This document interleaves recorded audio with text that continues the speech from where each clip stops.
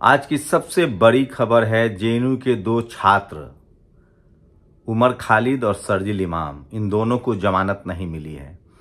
मिरान हैदर, गुलसिफा, इन सब लोगों को जमानत मिल गई है।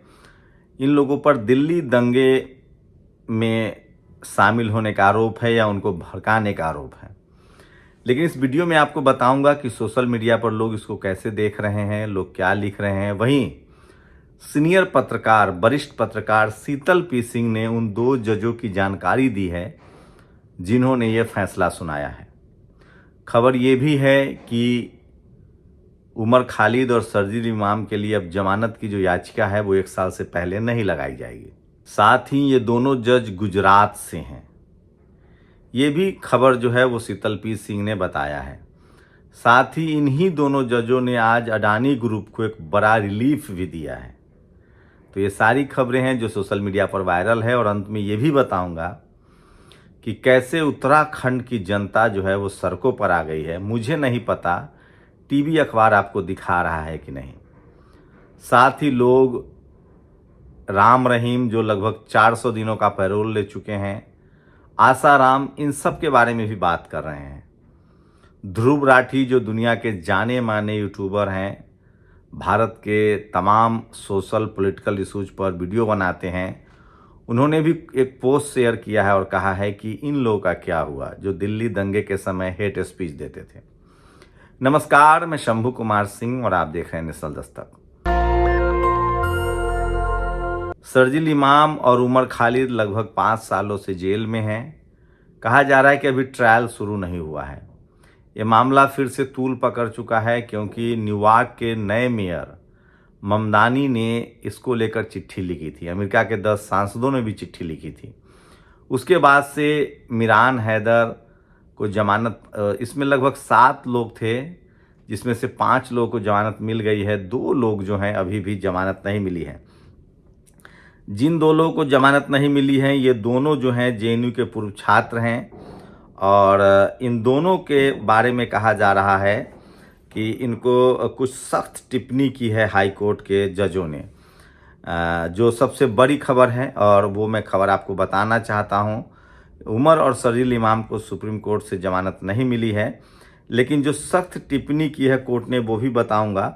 लेकिन उससे पहले तमाम सोशल मीडिया प्लेटफॉर्म्स पर इसके बारे में लिखा जा रहा है और ये जो लिखा जा रहा है ये अपने आप में बड़ी खबर है जो मैं आपको शेयर करना चाहता हूँ कि किस तरह से ये जो बड़ी खबर है वो शीतल पी सिंह जो एक सीनियर पत्रकार हैं, उन्होंने इसको लेकर एक बड़ी जानकारी शेयर की है जो मैं आपको बताना चाहता हूँ।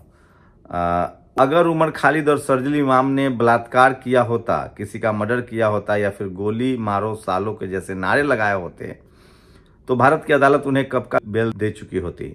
दोनों ने ये संगीन जुर्म नहीं किए हैं, यही उनका सबसे बड़ा जुर्म है। No bail, only jail, case dismissed.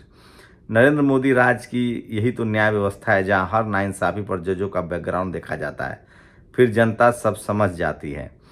ये सौमित्र राय प्रियंका मंजरी ने ट्वीट किया है जो सोशल मीडिया पर सबसे ज़्यादा वायरल है।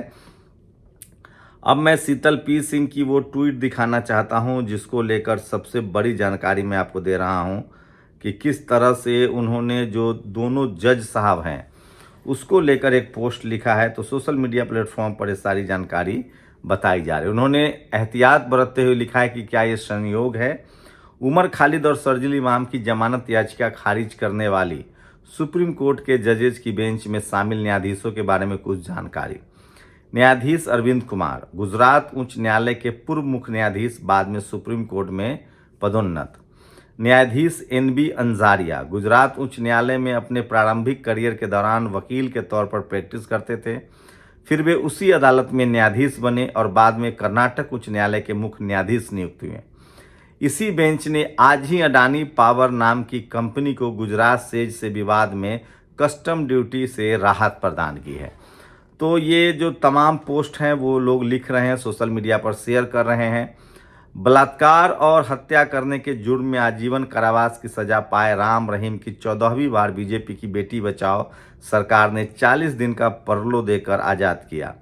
गुजरात हाई कोर्ट ने नाबालिग से बलात्कार के मामले में आजीवन कारावास की सजायाफ्ता आसाराम की जमानत 6 महीने के लिए और बढ़ा दी है। ये आज ही की खबर है सब। सुप्रीम कोर्ट ने ट्रायल तक शुरू न हो पाने के बावजूद जेएनयू के शोध छात्र उमर खालिद के 5 साल से ज़्यादा निरुद्ध रहने के बावजूद जमानत याचिका को खारिज कर दी है। तो ये शीतल पी सिंह है, सीनियर पत्रकार हैं। उन्होंने इस तरह के सोशल मीडिया प्लेटफॉर्म पर पोस्ट लिखे हैं। सौरभ दास का उन्होंने पोस्ट शेयर किया है। भारत के सर्वोच्च न्यायालय ने कहा है कि उनके विरुद्ध निरंतर निरोध संवैधानिक अनियमितता की सीमा को पार कर नहीं गया है, जिससे विधिक निषेध को भी अधिभावित किया जा सके। अर्थात माननीय न्यायमूर्ति अरविंद कुमार का तात्पर्य है कि यद्यपि एक संवैधानिक न्यायालय लंबी अनुचित या असमानुपातिक कारावास अवधि के आधार पर जमानत प्रदान कर सकता है, तथापि खालिद तथा अन्य आरोपियों के संबंध में कारावास की अवधि अभी तक पर्याप्त लंबी नहीं हुई है। विलंब अभी तक आश्चर्यजनक या असंवैधानिक रूप से अस्वीकार्य नहीं है तथा अनुच्छेद 21 के अंतर्गत जीवन एवं व्यक्तिगत स्वतंत्रता के अधिकार का उल्लंघन अभी तक नहीं हुआ है। संवैधानिक रूप से प्रदत्त स्वतंत्रता का अधिकार अभी तक उस स्तर तक प्रबल नहीं हुआ है जो दंडात्मक यूएपीए की जमानत निषेधात्मक उपबंध को पराजित कर सके।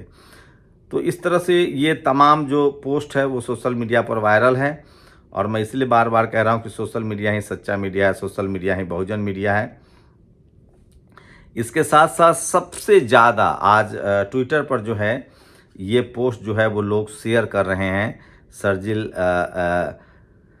इसको लेकर। तो ये सबसे बड़ी खबर है, आज की सबसे बड़ी खबर है कि किस तरह से उमर खालिद को जमानत नहीं मिली है। और अब ये दिन आ गए हैं कि सुप्रीम कोर्ट के उनके फैसले के तुरंत बाद उनका बायोडाटा देखा जाता है और पता चल जाता है कि जो फैसला है उनके पीछे कौन सी वजह हो सकती है। तो ये बड़ी खबर है। डॉक्टर मुकेश कुमार ने लिखा है, breaking bench below denied bail to Umar Khalid and Sharjeel Imam. उनके बारे में जानकारी लगातार दी जा रही है।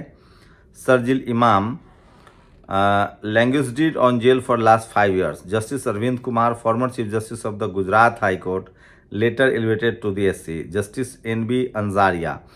तो ये आज की सबसे बड़ी खबर है। और अब जब भी कोई फैसला आता है तो लोग जज के बैकग्राउंड के बारे में अब चेक करने लगते हैं। तो कहीं ना कहीं न्यायालय की विश्वसनीयता इस को ये कटघरे में खड़ा करता है। लेकिन देखते हैं कि ये लेकिन भारत में डेमोक्रेसी है, लोकतंत्र है, संविधान है और सुप्रीम कोर्ट या लोअर कोर्ट हो या हाई कोर्ट हो, लोग कोर्टों पर आज भी भरोसा करते हैं, जुडिशियरी पर भरोसा करते हैं। लोगों को लगता है कि जो भारत का संविधान है, भारत की जो न्यायिक प्रक्रिया है वो दुनिया में कहीं बेहतर है और हमें इस पर भरोसा करते रहना चाहिए। लेकिन अब सोशल मीडिया पर लोग लगातार उसके बारे में टीका टिप्पणी करते हैं। मैं फिर कह रहा हूँ, किसी भी फैसले की आलोचना करना, उनके गुण दोष पर बात करना कंटेम्प्ट ऑफ कोर्ट नहीं होता है तब तक जब तक आप जजों पर निजी हमला ना करें। यहाँ सिर्फ दोनों जज साहब की जो बैकग्राउंड है, जो कि सोशल पब्लिक प्लेटफॉर्म पर है, उसकी जानकारी दी गई कि दोनों जज साहब जो है उनका गुजरात से संबंध है। तो ये तमाम बड़ी खबरें हैं जो सोशल मीडिया पर वायरल है। और एक और बड़ी खबर है जो मुझे लगता है कि बहुजन समाज के लिहाज से अच्छा है। सुप्रीम कोर्ट ने कहा है कि SC ST OBC के बच्चे अगर वो जनरल में क्वालिफाई करते हैं तो उनको जनरल में नौकरी मिलनी चाहिए। अखिलेश यादव ने भी इसको शेयर किया। लेकिन सवाल ये है कि आजकल देखा गया है कि OBC का जो कट ऑफ है वो जनरल से ऊपर रहता है। तो आखिर OBC वाले जाएँ, सारी सीटें OBC के हिस्से में आनी चाहिए। अब तो SC ST का जो कट ऑफ है वो इकोनॉमिक वीकर सेक्शन से भी ऊपर जा रहा है। तो डाल में पात सीटों की वैकेंसी में बेईमानी हो जाती है। उसके बाद आपने देखा होगा। तो ये तमाम बड़ी खबरें हैं जो सोशल मीडिया पर वायरल है और इसलिए मैं कह रहा हूँ कि सोशल मीडिया ही सच्चा मीडिया है। तो ये तमाम बड़ी खबरें हैं आज की। लेकिन सबसे ज़्यादा लोग जो हैं वो उमर खालिद की जमानत को लेकर चर्चा कर रहे हैं। फिलहाल सुप्रीम कोर्ट के 2 जजों की बेंच ने उमर खालिद और शरजील इमाम को जमानत नहीं दी है। ये मामला तूल पकड़ा था जब न्यूयॉर्क के मेयर ने उनको कहा था कि उमर खालिद जो हैं उन पर हम उनके बारे में सोचते हैं और उनको जमानत मिलनी चाहिए। 10 वहाँ के MP ने भी चिट्ठी लिखी थी। वही सोशल मीडिया पर लोग लिख रहे हैं कि उमर खालिद एक सोशल और पॉलिटिकल प्रिजनर हैं और हो सकता है कि उनको अगला शांति का नोबेल पुरस्कार मिले। ये भी खबरें चल रही है सोशल मीडिया पर। आविश तिवारी ने लिखा है। वहीं आपको बता दें कि उमर खालिद के एक भाषण भी वायरल हो रहा है जिसमें उन्होंने आरएसएस और बीजेपी पर सवाल उठाए थे कि हम बाई चॉइस भारतीय हैं, क्योंकि हमारे पास ऑप्शन था पाकिस्तान जाने का, हम नहीं गए। हमने गांधी, अंबेडकर और को अपना नेता माना और आरएसएस ने 50 साल तक मुख्यालय पर तिरंगा नहीं फहराया। ये भी भाषण उनका आज बहुत ज़्यादा वायरल है, जो उनके समर्थक जो हैं इसको कोट कर रहे हैं, जो उन पर आरोप लगा रहे हैं कि वो राष्ट्रद्रोही हैं। ये आज की बड़ी खबरें थी, सोशल मीडिया पर वायरल है। आप डर से ईमान की बात नहीं करेंगे, ये मुर्दों की पहचान होती है। शुक्रिया। दस्तक की आपसे गुजारिश है कि अगर इसको बचाना चाहते हैं तो नेशनल दस्तक को सब्सक्राइब करने के लिए रेड कलर के सब्सक्राइब बटन को दबाएं, फिर बेल आइकन की घंटी दबाएं। नेशनल दस्तक को बचाने के लिए बहुत जरूरी है कि हर खबर को शेयर करें, लाइक करें, कमेंट जरूर करें।